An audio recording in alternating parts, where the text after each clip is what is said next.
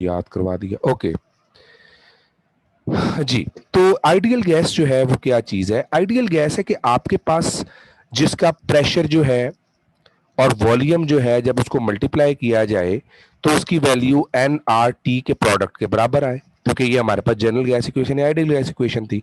और सिंपली अगर मैं पी वी को डिवाइड कर दूं एन आर टी से या N R T divided by P V कर दूं तो आंसर वन आना चाहिए। ये वन आप जानते हैं, जो मैथमेटिक्स पढ़े हुए हैं, कि इसको मल्टीप्लिकेटिव आइडेंटिटी कहा जाता है। इसको हम लोग यहां पर एक कंप्रेसिबिलिटी फैक्टर भी कहते हैं, यूनिटी फैक्टर भी कहते हैं। इसका मतलब एक खास प्रेशर वॉल्यूम, यानी जो मर्जी प्रेशर हो, जो मर्जी वॉल्यूम हो और जो मर्जी टेम्परेचर हो, जब आप यहां वैल्यूज पुट करेंगे तो आंसर वन आना चाहिए। बट रियलिटी में क्या हो रहा है? ये answer can be less than one और ग्रेटर देन वन। ये वैल्यू कम भी हो रही है, ये वैल्यू ज्यादा भी हो रही है। अब ये प्रॉब्लम एक्चुअली अराइज कहां से हो रही है? देखें, हमने आइडियल गैसेस में ये पोस्टुलेट कंसीडर किया था कि ये मॉलिक्यूल है और ये मॉलिक्यूल है, ये जितना मर्जी करीब आ जाए इनके दरमियान कोई फोर्स ऑफ अट्रैक्शन पैदा नहीं होगी। लेकिन अगर हम रियलिटी ग्राउंड्स पे देखेंगे तो इसके नेगेटिव पोर्शन और उसका पॉजिटिव पोर्शन एक दूसरे को अट्रैक्ट और रिपेल करेगा। तो अल्टीमेटली हमारे पास कुछ ये सिनेरियो जनरेट होगा कि एक तरफ पॉजिटिव एंड और एक तरफ नेगेटिव एंड आ जाएगा। इसी तरह अगर दूसरा सिनेरियो देखें तो उधर भी एक तरफ पॉजिटिव एंड और एक तरफ नेगेटिव एंड, जिसको हम पोलैरिटी इंडक्शन कह रहे हैं। इवन हीलियम का बहुत छोटा मॉलिक्यूल है जिसमें पोलैरिटी सबसे कम आ रही है, स्टिल हम उसके दरमियान भी फोर्स ऑफ अट्रैक्शन डेवलप करके उसको लिक्विड में कन्वर्ट कर सकते हैं। तो ये आपके पास एक्चुअली वो तरीका है जिसके जरिए आप लोग इसको कन्वर्ट कर सकते हैं या देख सकते हैं लिक्विड में कन्वर्ट हो रहा है। अब यहां पर तो फोर्स ऑफ अट्रैक्शन डेवलप होगी, इसका मतलब कोई भी दुनिया की ऐसी गैस नहीं है जिसमें फोर्स ऑफ अट्रैक्शन ना हो। किसी में कम होगी, किसी में ज्यादा होगी, लेकिन होगी लाजमी। इसका मतलब मॉलिक्यूल जितने करीब होंगे फोर्स ऑफ अट्रैक्शन उतनी ज्यादा होगी, और मॉलिक्यूल जितने दूर होंगे फोर्स ऑफ अट्रैक्शन उतनी कम होगी। अब मॉलिक्यूल करीब कब होंगे और दूर कब होंगे ये डिसाइड करेगा कि आपका जो गैस है वो आइडियल है या नॉन आइडियल है। यानी आइडियल गैस कब बिहेव करती है? जब टेम्परेचर बहुत हाई होता है। जैसे मैंने पहले बताया, एक मॉलिक्यूल इधर से आ रहा है, दूसरा मॉलिक्यूल इधर से आ रहा है, इनमें कोई सुलह सफाई का चांस ही नहीं है, ये बहुत बुरी तरह लड़े हुए हैं हाई टेम्परेचर पे, ये गुजर जाएंगे एक दूसरे के पास से। दूसरा प्रेशर लो है, इनके ऊपर कोई प्रेशर नहीं है, कोई एक्सटर्नल फोर्स नहीं है कि ये एक दूसरे के करीब आए, तो डेफिनेटली इनका एक दूसरे के साथ कोई ताल्लुक नहीं है, गुजर जाएंगे। तो आइडियल गैस क्या है? हाई टेम्परेचर और लो प्रेशर के ऊपर। लेकिन जब आप टेम्परेचर को लो करते जाते हैं और प्रेशर को हाई करते जाते हैं तो अब आपके पास प्रॉब्लम अराइज होती है कि गैसेस आइडियली बिहेव नहीं करती। और अगर मैं इसका एक ग्राफ बनाऊं, देखें, मैंने जो फैक्टर है मेरा, यहां पर मैंने कर लिया अपना टेम्परेचर, ये प्रेशर लिया, और यहां मैंने कह दिया जो टेम्परेचर है फिक्स है वो है जी 0 डिग्री सेल्सियस, यहाँ 273 केल्विन, और प्रेशर को उस वॉल्यूम से मल्टीप्लाई करके एनआरटी से डिवाइड किया, जो आंसर वन आ रहा है, सपोज मैंने ये उसकी एक हाइपोथेटिकल वैल्यू एज्यूम कर ली। अब मैंने इसके अंदर जब कार्बन डाइऑक्साइड को प्रेशर वॉल्यूम पुट करके देखा तो मेरी वैल्यू बहुत ज्यादा फ्लक्चुएट कर रही थी इस ग्राफ से। मेरे नाइट्रोजन की वैल्यूज फ्लक्चुएट कर रही थी, हाइड्रोजन और हीलियम की वैल्यूज भी फ्लक्चुएट कर रही थी। तो प्रॉब्लम यही कि ये फ्लक्चुएशन क्यों हो रही है? This is actually the non ideal behaviour. अच्छा, टेम्परेचर को उन्होंने 0 डिग्री की बजाय टेम्परेचर को इंक्रीज कर दिया गया, लेट से उन्होंने टेम्परेचर को कर दिया 100 डिग्री सेल्सियस, सॉरी 25, ठीक है 100 डिग्री सेल्सियस कर दिया, 373 केल्विन कर दिया हमने। अब प्रॉब्लम क्या आएगी? अब जो हमारा ये यूनिटी फैक्टर है, अब वैल्यूज इससे इनहराफ करेंगी लेकिन कम करेंगी, क्योंकि मैंने बताया आइडियल है। अब देखें 100 पे मॉलिक्यूल करीब तो आएंगे लेकिन इतने ज्यादा नहीं। तो वही कार्बन डाइऑक्साइड जिसका गैप बहुत ज्यादा आ रहा था, यहां पर ये देखें ना, ये जिसका गैप बहुत ज्यादा था उसका गैप कम हो गया।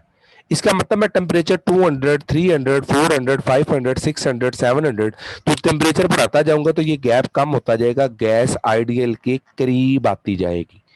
100% तो आइडियल नहीं हो सकती लेकिन वो आइडियल के करीब आती जाएगी। आप देख सकते हैं हाइड्रोजन और हीलियम बहुत करीब है आइडियल गैस के, लेकिन स्टिल वो आइडियल गैस नहीं हो सकते। तो why they are actually deviating from their ideal behaviour, that is very important question regarding to the study of gases for the non-ideal behavior of gases. So first of all, there is no force of attraction between the gas molecules. So why there is a force between the gas molecule. मैंने अभी आपको explain किया बार बार, London forces, जिनको instantaneous dipole induced dipole कहा जाता है। अच्छा, attraction forces की वजह से प्रेशर पे फर्क क्या पड़ता है? इसको थोड़ा सा लेंथी इसलिए कह रहा हूं कि जरा ये थोड़ी कंसेप्चुअल चीज है, कई लोगों को इसका आइडिया नहीं होता, खास तौर पे हमारे वो बहन भाई जो मैट्रिक लेवल पे स्टडी पढ़ा रहे हैं, कर रहे हैं, तो इंटर के साथ जिनका टच कम है उनको इस चीज का थोड़ा सा कम आइडिया होगा। ये फर्ज करें एक वॉल है जिसके ऊपर एक मॉलिक्यूल आ रहा है और उसने टकरा के एक प्रेशर एक्सर्ट करना है। ये मॉलिक्यूल आया, वो इस वॉल पे टकराया, उसने इस वॉल के ऊपर एक प्रेशर क्रिएट किया, known as force per unit area, simply pressure. अब अगर ये मॉलिक्यूल, लेट सपोज एक और मॉलिक्यूल है जिसके साथ इसकी कोई अट्रैक्शन नहीं है, मैं हाइपोथेटिकली अज्यूम कर रहा हूं कि जी ये मेरा मॉलिक्यूल है जिसके साथ इसकी कोई अट्रैक्शन नहीं है, कोई ताल्लुक नहीं है इसका, तो डेफिनेटली ये अपनी फोर्स आएगा। लेट सपोज मैं कहता हूं जी इसकी फोर्स है 10 न्यूटन की। लेकिन इन केस के अगर इन दोनों के दरमियान फोर्स ऑफ अट्रैक्शन हो, ये इस तरफ जा रहा है और ये जो मॉलिक्यूल है ये इसको बैकवर्ड खींच रहा है, बैकवर्ड पुल लग रही है, तो अब इसका यहां टकराना मुश्किल हो जाएगा। आपने एथलीट्स को ट्रेनिंग करते हुए देखा होगा कि वो पेट पे बेल्ट पहन के ना तो पीछे कोई वेट लटकाते हैं और फिर भागते हैं ग्राउंड्स में। तो ये चीज क्या है एक्चुअली कि उनका प्रेशर कंपनी, प्रेशर ज्यादा फोर्स लगानी पड़ रही है उस प्रेशर को अचीव करने के लिए। तो जब हमने बात की थी नो फोर्स ऑफ अट्रैक्शन की, तो एक्चुअली तो ऐसा नहीं होता, there is a force of attraction between gas molecules. So जब हम कभी गैस मॉलिक्यूल को आइडियली देखते हैं तो pressure ideal is not equal to जो प्रेशर एक्सर्ट कर रहा है plus the factor of reduce pressure. ये है रिड्यूस प्रेशर कि इसकी फोर्स कम हो गई, क्योंकि pressure is directly proportional to force. अगर फोर्स ही कम हो गया तो अल्टीमेटली प्रेशर ही कम हो गया। तो ये प्रेशर जो है ये डायरेक्टली प्रोपोर्शनल होता है रिड्यूस प्रेशर जो हमारे पास उसका है वॉल्यूम के inversely proportional, number of moles के डायरेक्टली प्रोपोर्शनल है। तो P bar is equal to A N square over V square, A is proportionality constant, इसको आगे जाकर डिस्कस करते हैं। पहला फैक्टर तो कॉजेज और डेफिएशन का ये हो गया। दूसरा पोस्टुलेट अंडरस्टैंड करना है, क्योंकि ये एफएससी के अंदर भी हमें क्लियर नहीं होता, काफी तंग करता है ये वाला फैक्टर भी।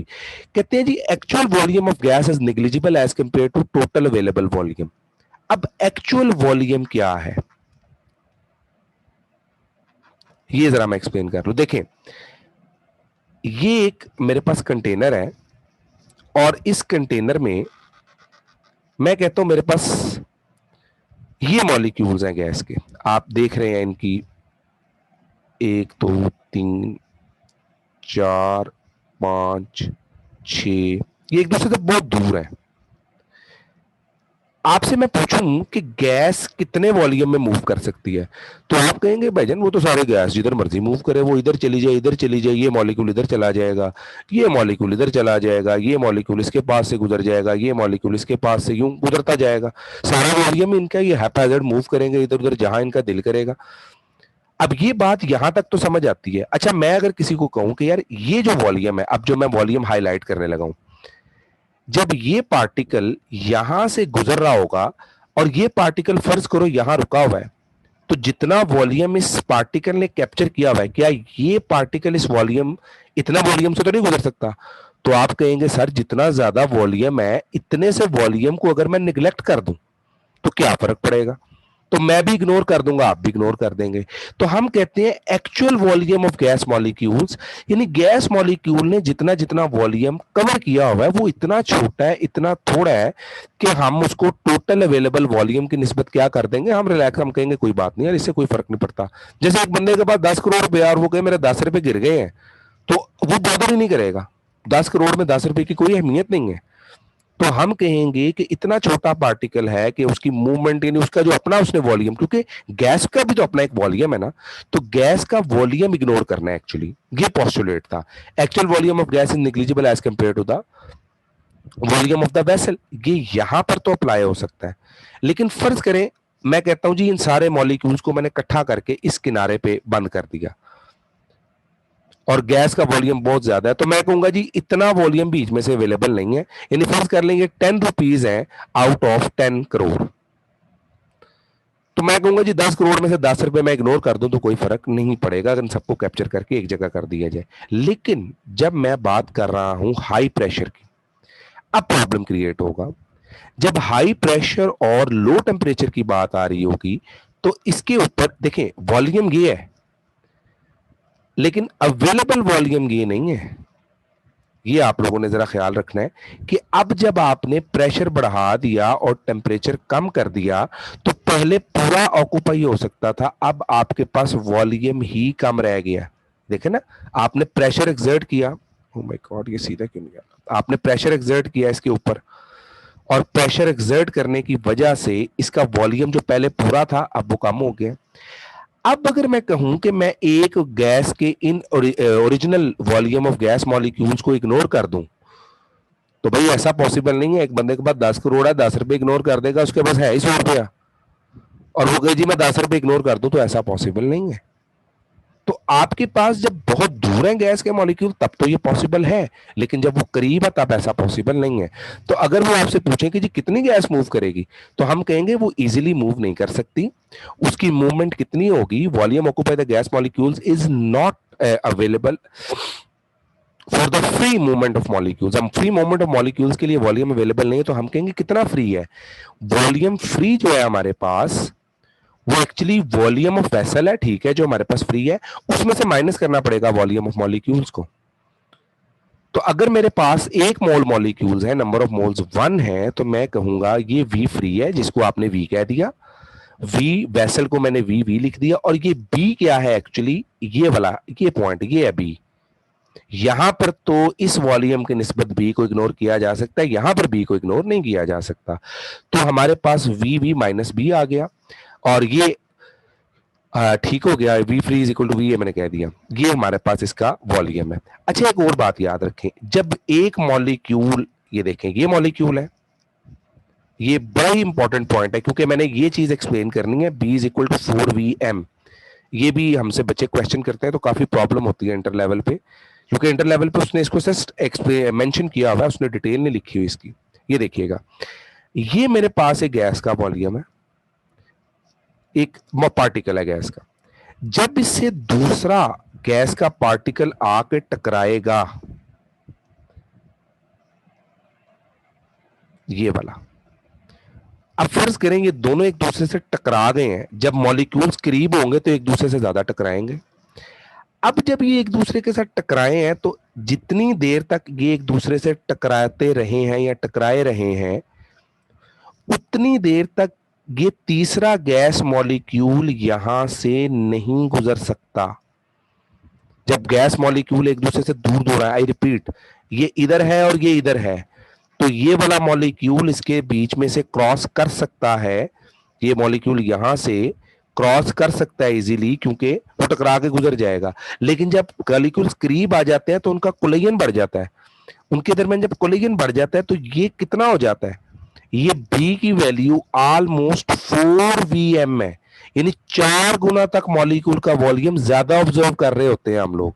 उसकी रीजन क्या है कि ये जो एक पार्टिकल गुजरना है, जिसकी मूवमेंट की बात हम कर रहे हैं, वो इसके अंदर से इसके पास से नहीं गुजर सकता, एक इसका वॉल्यूम और एक इसका वॉल्यूम।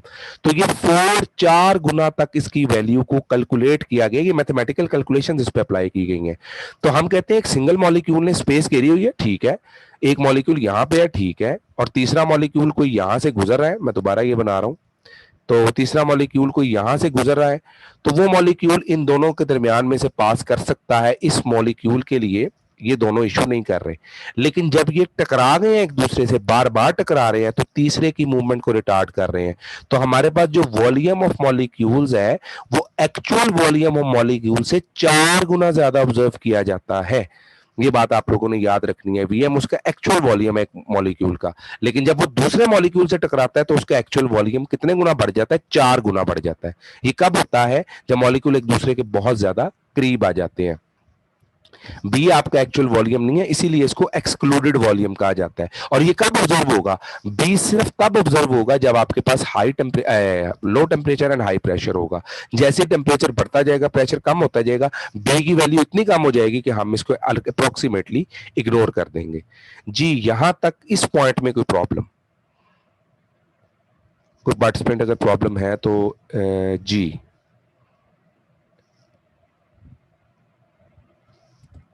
मैंने अनम्यूट किया आपको। You are not audible to me. आप पता नहीं बोल रहे हैं कि नहीं बोल रहे हैं। आवाज आ रही है बाकियों को मेरी? अल्लाह अकबर। चलिए, शायद आपका कोई माइक का इशू है। अगर और किसी को प्रॉब्लम है तो हैंड रेज कर दीजिएगा, फिर मैं ना आपका क्वेश्चन ले लूंगा। ओके, तो ये आपके पास आ गया आपका एक्सक्लूडेड वॉल्यूम बी, और ये गैस जब करीब होगी, तो फिर जब आप लोग रियल गैस इक्वेशन बना रहे हैं, तो फिर रियल गैस इक्वेशन को बनाते हुए आपको क्या करना पड़ेगा? आपको ये फैक्टर्स नजर में रखने पड़ेंगे। ओके, ठीक है जी। इससे आगे चलते हैं, और इससे ऑनवर्ड क्या है जी हमारे पास? Real gas equation.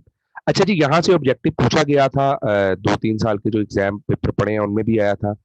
ये देखिए जी, P plus A N square over V square V minus N B, ये रियल गैस इक्वेशन है, क्योंकि आपने प्रेशर की भी करेक्शन की, वॉल्यूम की भी करेक्शन की। यहाँ से यूनिट्स ऑफ ए निकालेंगे आप लोग, तो ए का यूनिट कैसे निकलेगा? P bar is equal to A N square over V square है, तो आप ए का यूनिट निकाल लेंगे, P multiply by V square divided by N square, pressure in ATM, volume in DM cube whole square, ये non SI unit है, divided by mole, तो ये आपके पास एटीएम डेसीमीटर क्यूब पर मोल आ जाएगा। और ये आपके पास इसका, अगर आप न्यूटन मीटर में ले रहे हैं, system international, according to system international उसको लेके चल रहे हैं, तो न्यूटन मीटर आ जाएगा, और आप इसको कैलकुलेट कर लेंगे। इसी तरह वॉल्यूम ऑफ बी है, तो वॉल्यूम ऑफ बी भी आप लोग कैलकुलेट कर सकते हैं। ये मैंने यहाँ कैलकुलेट किया हुआ है, इसको पढ़ लीजिएगा। आई डोंट थिंक सो कि इसमें हमें कोई ज्यादा टाइम वेस्ट करने की जरूरत है, बस आपने इनके यूनिट्स याद रखने हैं, क्योंकि ये यूनिट्स पूछे जाते हैं, डेसीमीटर क्यूब पर मोल या मीटर क्यूब पर मोल। ये आपके पास है, ये मैंने इक्वेशन भी इसके साथ दे दी है। अच्छा जी, अब ये validity of wonder walls equation क्या है? इस इक्वेशन की हेल्प से हम लोग फाइंड क्या कर सकते हैं? देखिए, मैंने क्या किया, मैंने इस इक्वेशन में नंबर ऑफ मोल्स वन कर दिया। P plus A N square over V square था, मैंने n को वन कर दिया, n को वन कर दिया, और यहां भी n को वन कर दिया इस इक्वेशन में। अब इसको जब मैंने मल्टीप्लाई किया आपस में, तो देखें P भी मल्टीप्लाई बाय, मतलब ये सिंपल मल्टीप्लीकेशन की है मैंने इन दोनों इक्वेशंस की। आई डोंट थिंक सो कि इसमें कोई ज्यादा इशू आएगा। तो जब आप इसकी मल्टीप्लीकेशन वगैरह करेंगे, तो आपके पास ये जो फॉर्म बन गया, ये है इक्वेशन 1, ये मैंने यहां भी लिखी है। अब अगर तो प्रेशर को बहुत ज्यादा कम कर दिया जाए, at very very very low pressure, याद रखिएगा, हम जो फैक्टर पढ़ रहे हैं, पीवी ओवर आर टी, अगर इसकी वैल्यू 1 हो जाए तो हमारी गैस आइडियल हो जाएगी। अब हम देख रहे हैं कि हम पीवी ओवर आर टी को 1 के कितना करीब ला सकते हैं और कितना दूर लेके जा सकते हैं। ये वंडर वॉल्स इक्वेशन है, और ये आपको जान के बड़ी हैरत होगी, wonder walls was the first person जिसको केमिस्ट्री में नोबेल प्राइज मिला था। सॉरी, हाँ जी, वॉन्ट हॉफ, सॉरी मैं गलती कर रहा हूँ। वॉन्ट हॉफ जो है ना, ये पहला आदमी था जिसको केमिस्ट्री में नोबेल प्राइज दिया गया था। खैर, मैं वंडर वॉल से कंफ्यूज कर रहा था। अच्छा, ये देखिएगा जरा, अब लो प्रेशर के ऊपर वॉल्यूम बहुत हाई हो जाता है। देखें, प्रेशर बहुत कम कर दिया तो वॉल्यूम डेफिनेटली हाई हो गया। अब वॉल्यूम बहुत हाई कर दूं मैं, प्रेशर बहुत कम है, जब प्रेशर बहुत कम हो जाएगा, तो ये फैक्टर अप्रोक्सीमेटली क्या हो जाएगा मेरे पास? बहुत कम, निग्लिजिबल, इतना कम कि मैं इसको इग्नोर कर दूंगा।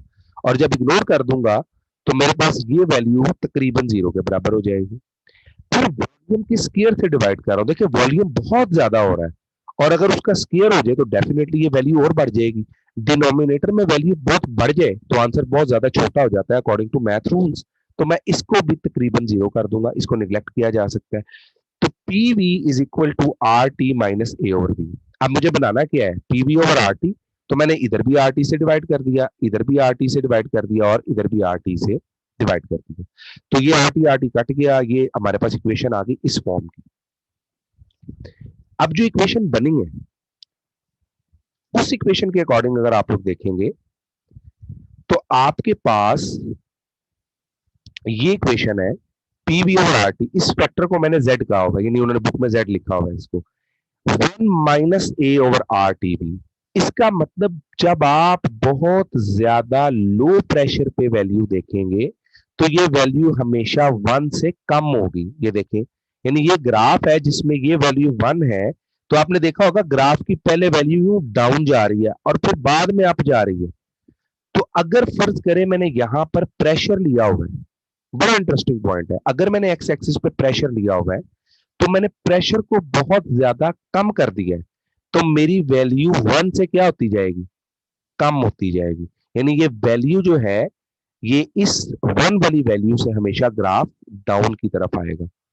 तो आपसे ऑब्जेक्टिव ये पूछा जा सकता है कि, या हमसे जब ऑब्जेक्टिव पूछ सकते हैं वो, तो वो कह सकते हैं कि at very low pressure the gas deviate the compressibility factor PV और आरटी, इसे कंप्रेसिबिलिटी फैक्टर है, डेविएट, ये पॉजिटिवली डेविएट करेगा कि नेगेटिवली डेविएट करेगा, तो यहां नेगेटिव डेविएशन होगी, क्योंकि आपके पास डेफिनेटली उसको हमने वो इक्वेशन बता रही है कि आपके पास वैल्यू माइनस हो रही है। तो इक्वेशन याद करने की जरूरत नहीं है, जस्ट इसका जो थीम है हमने याद रखना है कि हाई लो प्रेशर के ऊपर ये हो जाएगा। अच्छा, इसी के रिवर्स में देखेंगे कि अगर हम चले जाते हैं हाई प्रेशर पे, suppose, oh my goodness, suppose मैं हाई प्रेशर पे चला गया, तो अब आप यहां पर ये फैक्टर को जिनको इग्नोर करेंगे, तो after the ignorance of factor मेरे पास जो वैल्यू आ रही है वो 1 प्लस आ रही है। इसका मतलब हाई प्रेशर पे हमेशा ये वैल्यू क्या होगी, ज्यादा होगी। यानी अगर कंप्रेसिबिलिटी पूछा जाए, कंप्रेसिबिलिटी एट हाई प्रेशर, तो ये ग्रेटर देन 1 होगी, और अगर लो प्रेशर की बात की जाए तो ये लेस देन 1 होगी, कंप्रेसिबिलिटी फैक्टर जो है। और अगर मैं टेम्परेचर को बहुत हाई कर दूं, तो मैंने जैसे बताया था टेम्परेचर जितना हाई होता जाता है गैस आइडियल होती जाती है। देख लें, पीवी बराबर हो जाएगा, पीवी बराबर हो जाएगा आर टी के, जब आपके पास टेम्परेचर बहुत ज्यादा हो जाएगा, सिंपली पीवी और R T is equal to 1 हो जाएगा। कई अटेम्प्ट ऐसी की गई हैं जिनमें उन्होंने 1000 डिग्री 1200 डिग्री इतना टेम्परेचर जब रखा है कई गैसेस के लिए, तो आपके पास तकरीबन जो वैल्यू है वो 0.999 0.998, तो इस तरह का फिर टेम्परेचर के जरिए उसकी कर्व निकालते हैं, और उसके बाद उसका स्टैंडर्ड डेविएशन, मीन और बाकी चीजें भी इससे निकलती हैं। अब ये आपने याद रखना है। इसके अलावा जो इस जनरल गैस इक्वेशन में एक चीज है, जो रियल गैस इक्वेशन है, सॉरी, इसमें एक चीज है, ये देखें, जो हमारे पास फैक्टर है ए एंड फैक्टर बी, मैं अगर इस फैक्टर ए को बनाऊं, P plus A N square over B square, तो मैं इसको यूं लिख सकता हूं, पी इज इक्वल टू ये। अगर यहां से मैं बात करूं ए की, तो pressure is directly proportional to this A if N square and V square are constant. इसका मतलब ए और बी की वैल्यू अगर बढ़ती जाएगी, ये डिवाइड नहीं ना हो रहे, ए की वैल्यू भी मल्टीप्लाई हो रही है और बी की वैल्यू भी इसे मल्टीप्लाई हो रही है। अगर ए और बी की वैल्यू बढ़ती जाएगी, तो आपके पास देखें, यहां पर बढ़ेगी तो वॉल्यूम कम होगा, यहां पर बढ़ेगी तो प्रेशर ज्यादा हो जाएगा। तो हमारा आइडियल प्रेशर कभी भी उस प्रेशर के बराबर नहीं है जो हम ऑब्जर्व कर रहे हैं इस केस में। तो यहां याद रखना है कि जब आइडियल प्रेशर उस प्रेशर के बराबर नहीं है, तो ए और बी की वैल्यू बढ़ने से आपकी गैस नॉन आइडियल होती है, और ए और बी के कम होने से आपकी गैस जो है वो आइडियल होती चली जाती है। For low value of P, A and B, and for high value. तो for low values of A and B show ideal behavior, high value of A and B show non-ideal behavior. Now the distribution of molecular velocities के बारे में हम बात कर रहे हैं। अच्छा, इसके इससे रेलेवेंट कोई क्वेश्चन की जो ऊपर हमने फैक्टर डिस्कस किए हैं,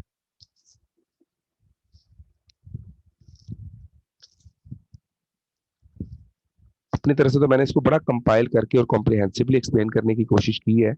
चलें जी, जी सजाद भाई। अच्छा सर, मेरा पहला क्वेश्चन है जो deviation of the gases from ideal behaviour, जी जी, उसमें हम जो ग्राफ बनाते हैं, अक्सर बच्चे भी पूछते हैं, जी जी, वो CO2 वो कहते हैं कि मैक्सिमम डेविएशन शो करते हैं, जैसे ग्राफ में बिल्कुल नीचे जा रहे हैं। बिल्कुल ऐसे ही।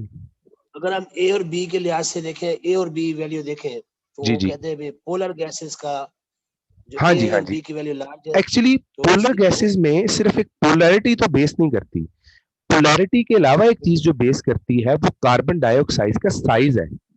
जैसे अमोनिया भी पोलर है, अब इसका टोटल जो साइज है, इसका मॉलिक्यूलर मास है 17। हम साइज को अक्सर कह देते होते हैं कि हम मोलर मास से रिलेट कर लेते हैं, जिसका मोलर मास कम है उसका साइज थोड़ा कम है, मोलर मास ज्यादा है, जनरली बता रहा हूं, एग्जैक्टली तो ऐसा नहीं होता।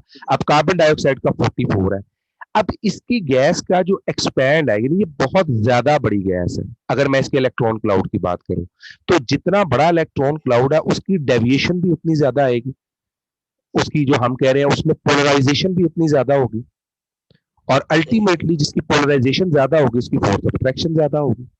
तो ये एक बात है जिसकी वजह से हम कार्बन डाइऑक्साइड को यहाँ डिस्कस करते हैं, नाइट्रोजन को उससे थोड़ा कम है, बाकी भी गैसेज हैं। वैसे तो ये वाला एंटी डस्ट के अंदर इस तरह के क्वेश्चन हम बच्चों से करते होते हैं, या बच्चा हमसे करता है मोस्टली, अदरवाइज तो जो सिंपल बात है वो उनको क्लियर हो जाता है। फिर भी ये चीज बड़ी इंपॉर्टेंट है जो आपने डिस्कस की है, कि बिल्कुल उसकी सिर्फ पोलैरिटी मैटर नहीं करती, साइज ऑफ द मॉलिक्यूल भी मैटर करता है, क्योंकि उसके दरमियान लंदन फोर्सेस डेवलप हो जाती हैं, और ये लंदन फोर्सेस जो है ये काफी एक्टिव फोर्सेस कहलाती हैं। सही है। जी और सर उसके बाद सर के जो टेबल बना हुआ है ना ए और बी वैल्यू का, जी जी वहां पर सीएल की जो ना ए और बी की वैल्यू लार्ज है, SO2 की कम है। जी, Cl2 की बात कर रहे होंगे ना आप?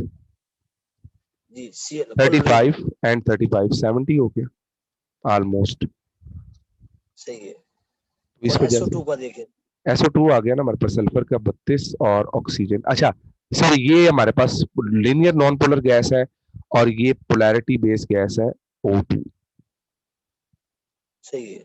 जी, ऑक्सीजन का भी इसी वजह 32, तो से ये 64 आ गया। CL2 का ज्यादा। एग्जैक्टली। सही है। और सर एक और क्वेश्चन है कि जो हम ग्रा वो जैसे वेसल बनी पड़ी है ना, जी जी वेसल में वो लिखते हैं हाईली कंप्रेस स्टेट दिखा रहे थे, वो हमारे पास बी है, बी हाँ जी, प्लेन।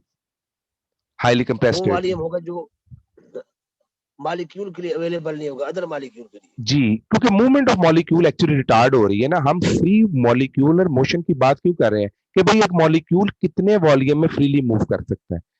तो अगर तो हमारे पास बहुत ज्यादा वॉल्यूम हो तो हम गैसेस के ओरिजिनल वॉल्यूम को इग्नोर करते हैं, लेकिन बहुत कम वॉल्यूम हो जाए तो फिर उनको इग्नोर नहीं किया जा सकता। सही हो गया, ठीक है। जी, thank you sir. Most welcome जी, मोस्ट वेलकम। जी एक मिनट, जी एक मिनट। अस्सलाम वालेकुम जी। जी वेलकम। सर मेरा नेट कनेक्शन था तो मुझे पता नहीं ये लेक्चर एंड हो गया, क्वेश्चन करना था। हाँ हाँ, क्वेश्चन ये एंड नहीं अभी हुआ, मैं अभी आगे करवा रहा हूँ। मैंने सिर्फ कहा था कि नॉन आइडियल या आइडियल बिहेवियर्स के हवाले से अगर कोई क्वेश्चन है, जो मैंने अभी सारी ये चीजें डिस्कस की हैं, तो उसके हवाले से था। आगे हम जा रहे हैं उसके ऊपर, जो मैक्सवेल जो वेलोसिटीज डिस्ट्रीब्यूशन है।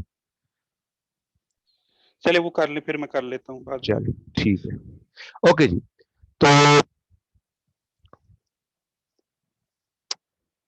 हेलो जी, इसमें मोलेकुलर वेलोसिटीज की जो डिस्ट्रीब्यूशन आ गई वो है प्रोबेबिलिटी कंसिडरेशन। अब ये इक्वेशन है, इस डेफिनेटली इस इक्वेशन को हम लोग सारा तो याद, मतलब हल्का फुल्का सा हमें रट्टा ही लगाना पड़ेगा इसके लिए थोड़ा सा। सिर्फ ये है कि एक मिनट, अकमल का कोई क्वेश्चन है जी?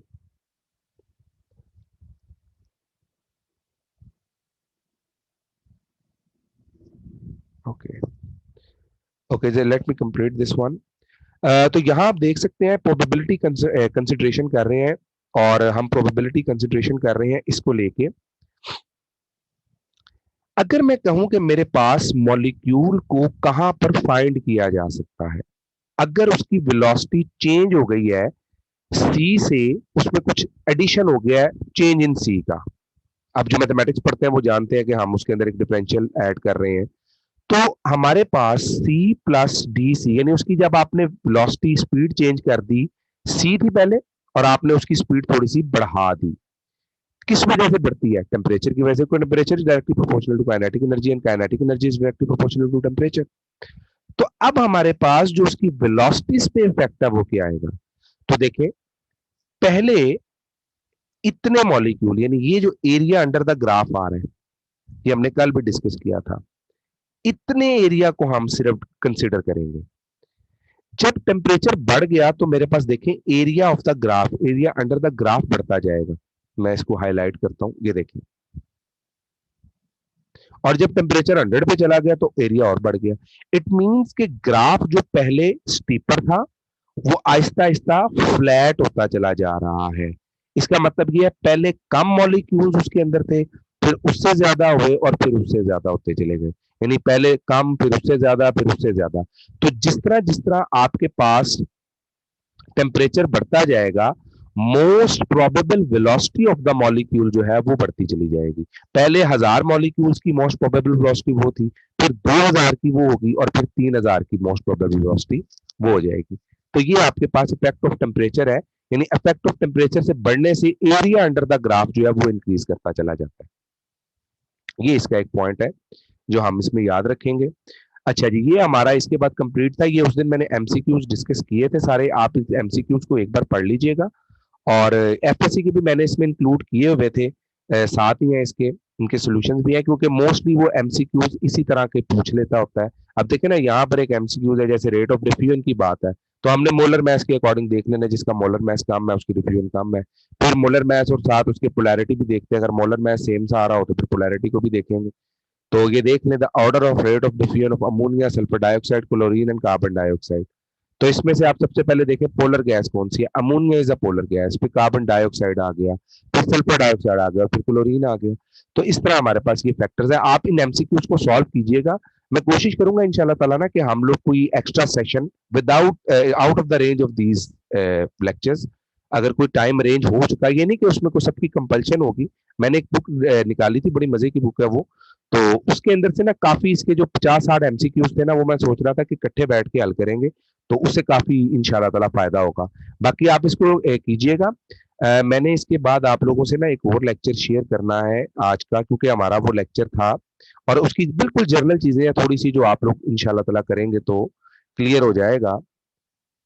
जी, ये लिक्विड्स का पोर्शन मैंने डिस्कस करना था, एक्चुअली ये पोर्शन हमारा आज का था, और कल इंशाल्लाह ताला लिक्विड और सॉलिड्स को खत्म कर देंगे। सिंपल सी चीजें हैं इसके अंदर। मैं फिर इंशाल्लाह ताला कोई क्वेश्चन होगा तो आप काइंडली मुझे डायरेक्टली मैसेज कर दीजिएगा, या ग्रुप में भी पूछ लीजिएगा। मैं ये लेक्चर जरा थोड़ा सा 9-6 मिनट रह गए हैं, तो ये जितना हो सकता है उतना करवा देता हूँ।